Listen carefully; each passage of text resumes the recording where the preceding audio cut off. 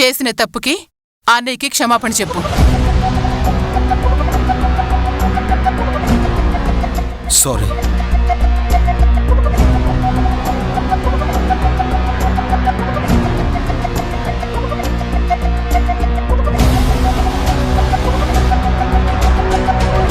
రేవేణు, తన గురించి తన స్నేహితుడి గురించి తప్పుగా మాట్లాడినందుకు నువ్వు కూడా తమ్ముడికి క్షమాపణ చెప్పు. వాడికి నేను క్షమాపణ చెప్పాలా?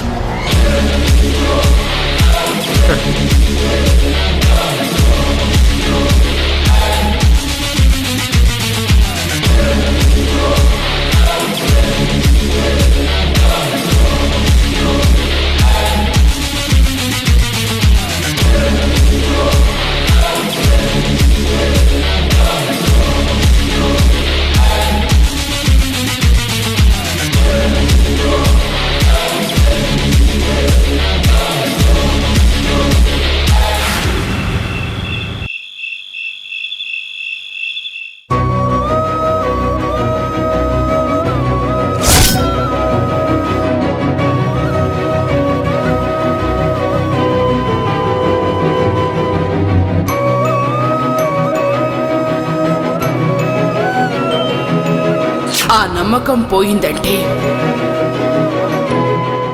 ఈ ఊపిరి అర్ధాంతరంగా ఆగిపోతుంది.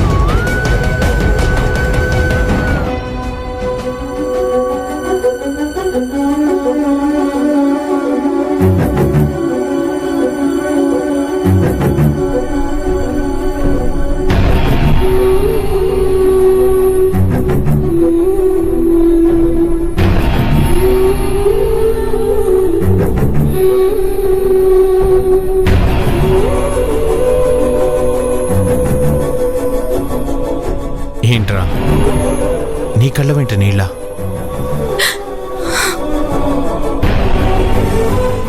ఏనన్నా, నాకు ఏడ్చే స్వేచ్ఛ కూడా లేదా? ఏమైందమ్మా? అత్తమ్మ నన్ను అపార్థం చేసుకుంటుంది నాన్న. తనని నేను మోసం చేశానంట. నిజం దాయడం మోసం అవుతుందా నాన్న? మీ అత్తయ్య అంతేనమ్మా. అపార్థంతోనే తన జీవితాన్ని ఇలా ఇంతకాలం మూడుగా మిగిల్చుకుంది. అంతా తనకు నచ్చినట్టుగా జరగాలనుకునే మనస్తత్వం తంది. మన మీద తనకున్న అతి ప్రేమే ఈ బాధలన్నిటికీ కారణం.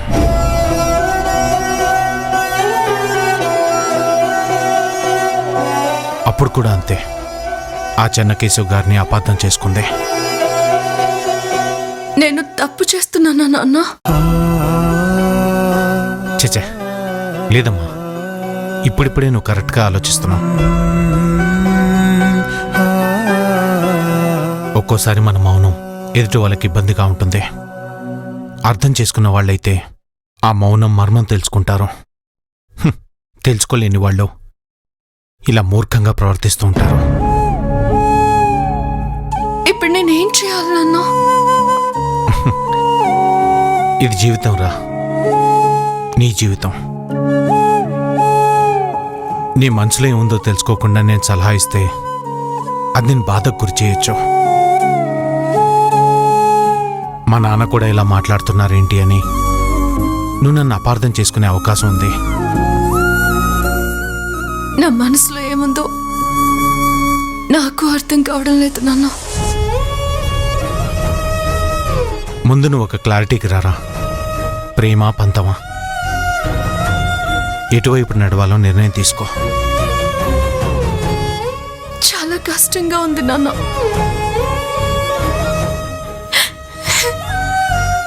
గుండెనెవరో గట్టిగా పిండేస్తున్నట్టు అనిపిస్తోంది. అలాంటి పరిస్థితి ఏ ఆడపిల్లకి రాకూడదు నాన్న. అత్తయ్యతో మాట్లాడుతున్నప్పుడు తను చెప్పేది కరెక్టే అనిపిస్తోంది. నీతో మాట్లాడుతున్నప్పుడు మీరు చెప్తుంది కరెక్టే అనిపిస్తోంది. ఒంటరిగా నాకు నేను మాట్లాడుకుంటున్నప్పుడు మీ ఇద్దరి మాటల్ని బ్యాలెన్స్ చేసుకోలేకపోతున్నాను. ఒంటరిగా ఉండాలంటేనే భయం వేస్తుంది. అందరితో ఉంటే ఒంటరిగా ఉండడమే బాగుండనిపిస్తుంది. మౌనం మనసుని జయించిన మనసు మౌనాన్నే చెప్పిస్తుంది నాన్న. ఈ విచిత్రమైన పరిస్థితిని ఏమంటారో అర్థం కావడం లేదు. నీ మనసులో ప్రపంచం అంతా చాలా కొత్తగా విచిత్రంగా ఉంటుందమ్మా. అంతా తమ గుప్పెట్లోనే ఉన్నట్టు అనిపిస్తుంది. ఆ గుప్పెట విప్పి చూస్తే మన చేతిలో ఏమీ లేనట్టుగా అనిపిస్తుంది.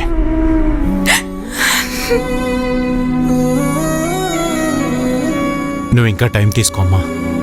బాగా ఆలోచించుకో. నువ్వన్నట్టు ఒంటరితనం చాలా నేర్పిస్తుంది. మనతో మనం మాట్లాడుకునే అవకాశాన్ని ఇస్తుంది. నీతో నువ్వు మాట్లాడు, వాదించు, మారం చెయ్యి. చివరికి ఓ చక్కటి మార్గం కనిపిస్తుంది. ఇకప్పుడు ఎవరు ఏం చెప్పినా నువ్వు వినొద్దు. చివరికి నీ మనసు మాట కూడా నువ్వు వినొద్దు. ధైర్యంగా, మొండిగా, గుడ్డిగా ఆ దారిలో ప్రయాణం చేయడం మొదలుపెట్టావు. చూడంబిక, చక్కటి గమ్యాన్ని చేరుతావు.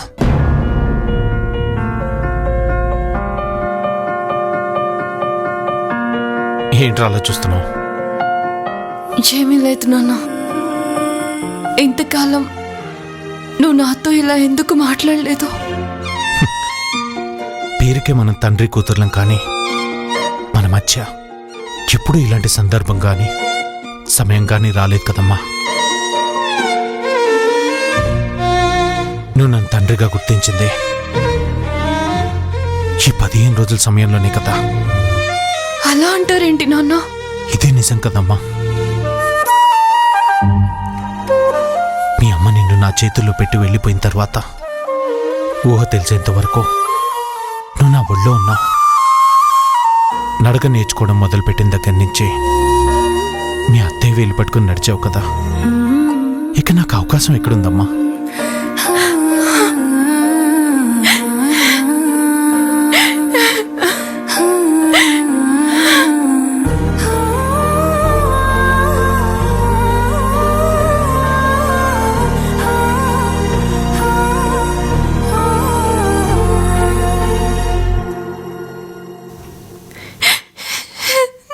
నన్ను క్షమించండి నాన్న.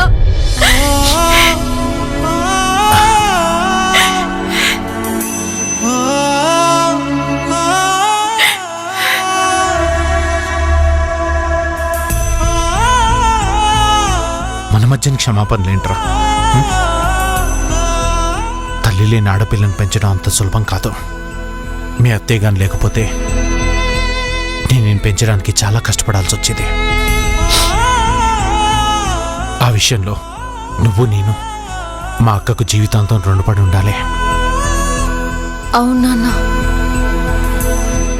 అమ్మ ప్రేమ ఎలా ఉంటుందో నేను చూడలేదు, కానీ అత్తమ్మ ప్రేమ ముందు ఎవరు సరిపోరు.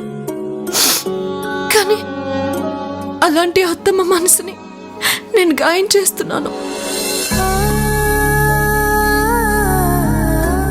ఇంకా అలా ఆలోచించడం మానేసి నేను ఇందాక చెప్పినట్టు నీ గురించి నువ్వు ఆలోచించుకో. అలాగే నాన్న. నా మనసుకి ఇప్పుడు చాలా రిలీఫ్గా ఉంది. బరువంతా దిగిపోయినట్టుగా చాలా తేలిగ్గా ఉంది. Very good.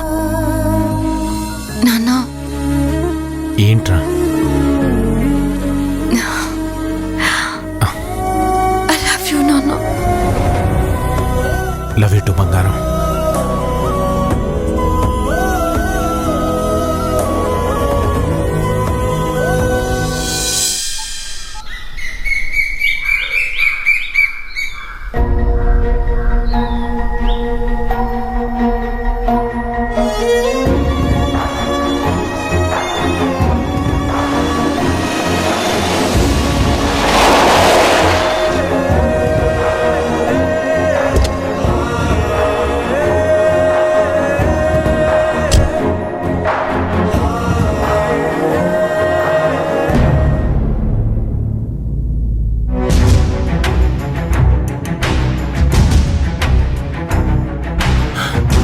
అక్క అక్క అక్క ఏంట్రా? బ్రహ్మను నా కోసం వచ్చాడక్క.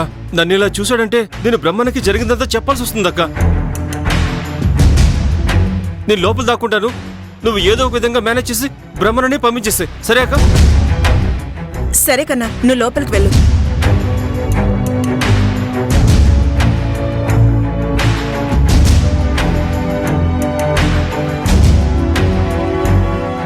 కన్నా కన్నా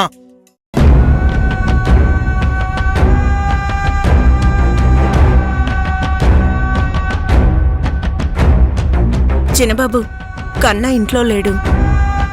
నాతో మీ ఇంటి దగ్గరికే వస్తానని చెప్పాడు. అవునా? వాణ్ణి నా దగ్గరికి రాకే కదా, నేను వాణ్ణి వెతుక్కుంటూ వచ్చాను. మీ దగ్గరికి రాకుండా ఎక్కడికి వెళ్ళుంటాడు? ఫోన్ చేస్తే కలవడం లేదు. పోనీ ఇంకెవరినైనా కలవడానికి వెళ్ళాడా అంటే? నేను తప్ప వాడికి పెద్దగా స్నేహితులు కూడా లేరు.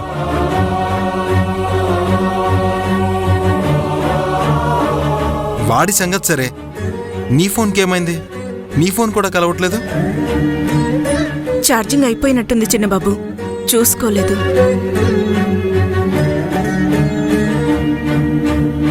ఎక్కడికి వెళ్ళుంటాడు?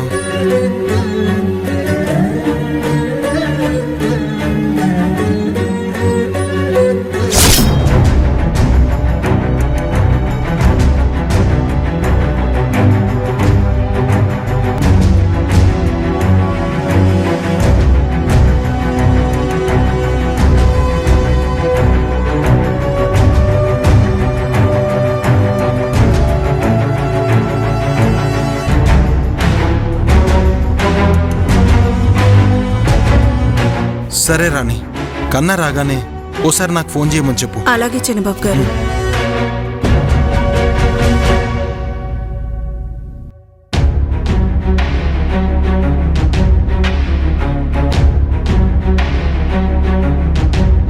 చిన్నబాబు వెళ్ళిపోయారు కన్నా. బాగానే మేనేజ్ చేసావక్క.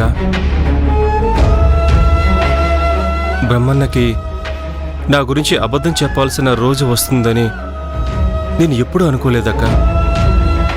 ఆ ఇంటికి చెడు జరగకూడదనే అబద్ధం చెప్పాల్సి వచ్చింది తప్ప అందులో వేరే ఏ ఉద్దేశం లేదు కదరా. జీవితంలో మొదటిసారిగా బ్రహ్మన్నని మోసం చేశానని అనిపిస్తుందక్క.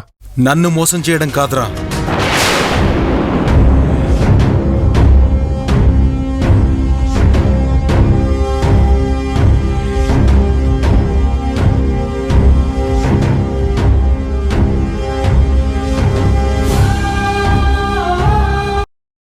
మిమ్మల్ని మీరే మోసం చేసుకుంటున్నారు.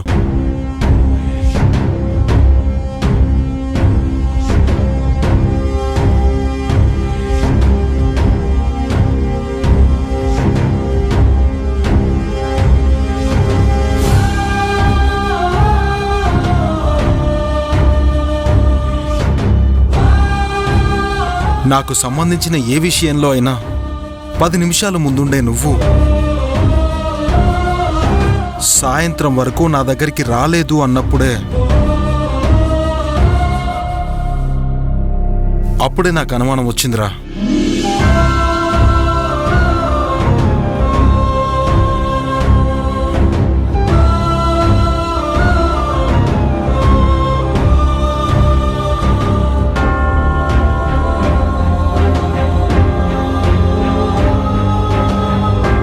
మాటల్లో నువ్వు చెప్పిన అబద్ధం నీ కళ్ళల్లో కనిపించలేదు రాణి.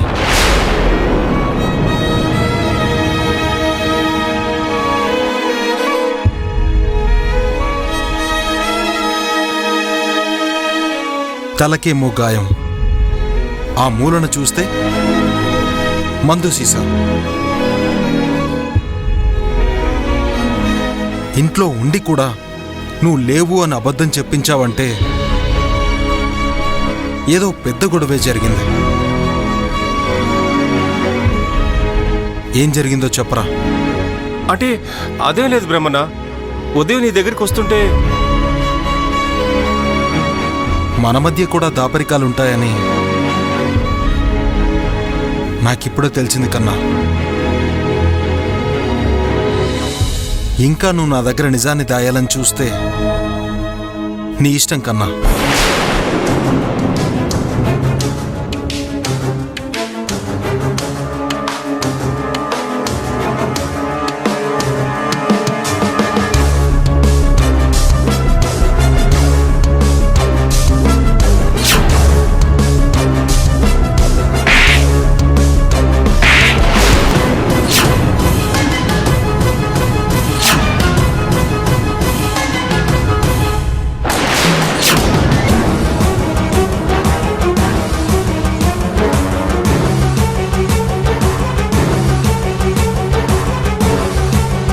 ఇంత జరిగినా మీరు ఈ విషయాన్ని నా దగ్గర దాచాలని చూశారు. తను ఏం చేసినా అడిగే వాళ్ళెవరూ లేడనుకుంటున్నాడు అన్నయ్య. రే కన్నా, నువ్వు నాతో రారా. ఎందుకులే బ్రహ్మన్న, వేణుబాబు ఏదో తాగిన మత్తులో అలా చేశాడు తప్ప తన తప్పుని నువ్వు కప్పిపుచ్చాలని చూడకు. రా.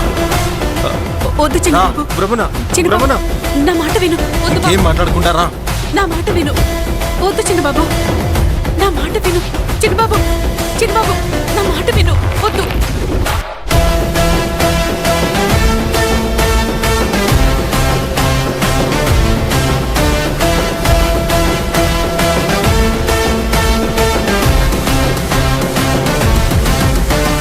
చిన్నబాబు, ఆగు. నా మాట విను.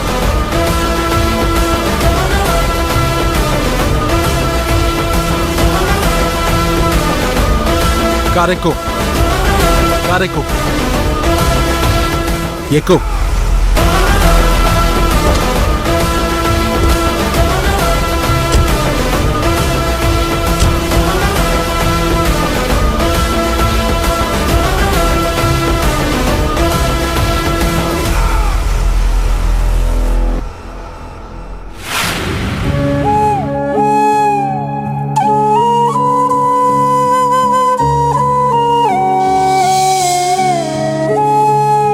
ఆ నమ్మకం పోయిందంటే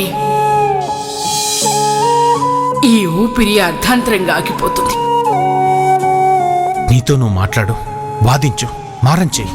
చివరికి ఓ చక్కటి మార్గం కనిపిస్తుంది. ఇకప్పుడు ఎవరు ఏం చెప్పినా నువ్వు వినొద్దు. చివరికి నీ మనసు మాట కూడా నువ్వు వినొద్దు. ధైర్యంగా, మొండిగా, గుడ్డిగా ఆ దారిలో ప్రయాణం చేయడం మొదలుపెట్టావు. అప్పుడే నిద్దురలేచిన పువ్వులు మప్పులిరుస్తుంటే పుప్పొడి మీదకు తేనెటీగలు వాలిపోతున్నవి.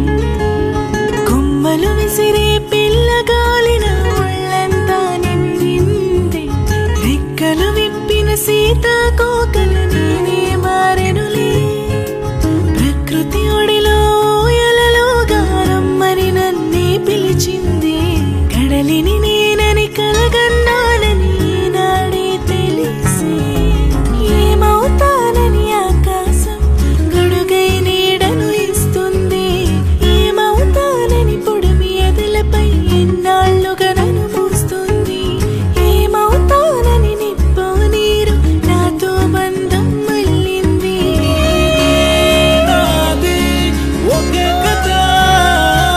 I love you, Brahma. I love you, Brahma. I love you, Brahma.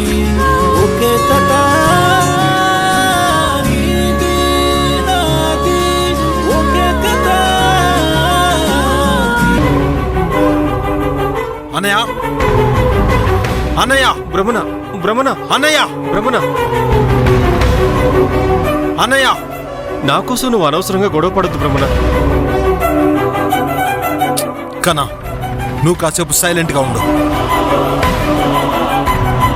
అన్నయ్య అన్నయ్య ఏంటి బ్రహ్మ? అన్నయ్య ఏమైంది?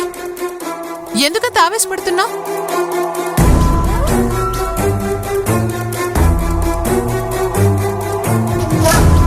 కన్నా, ఆ గాయమేంట్రా? వీడి గాయానికి నా ఆవేశానికి కారణం ఏంటో కాసేపట్లో నీకే తెలుస్తుంది.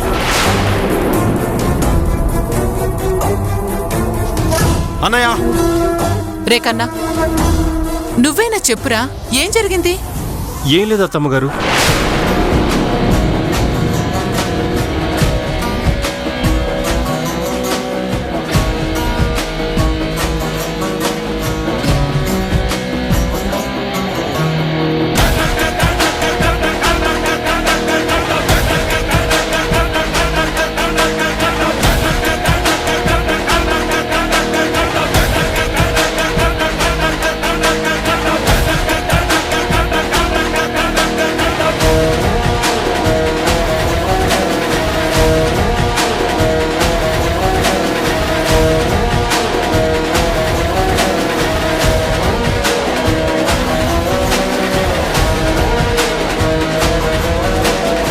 అన్నయ్య నువ్వు ఫామ్ హౌస్ దగ్గరికి వెళ్ళావా? వెళ్ళాను. అయితే ఇప్పుడేంటి?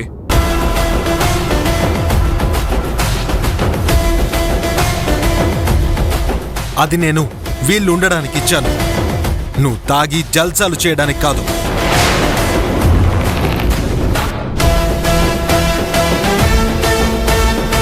అయినా ఎవరిని అడిగిచ్చావురా? ఎవరిని అడిగిచ్చావు? ఇంట్లో నేను ఒకడున్నప్పుడు నువ్వేం చేస్తున్నావు నాకు కూడా తెలియాలి కదా.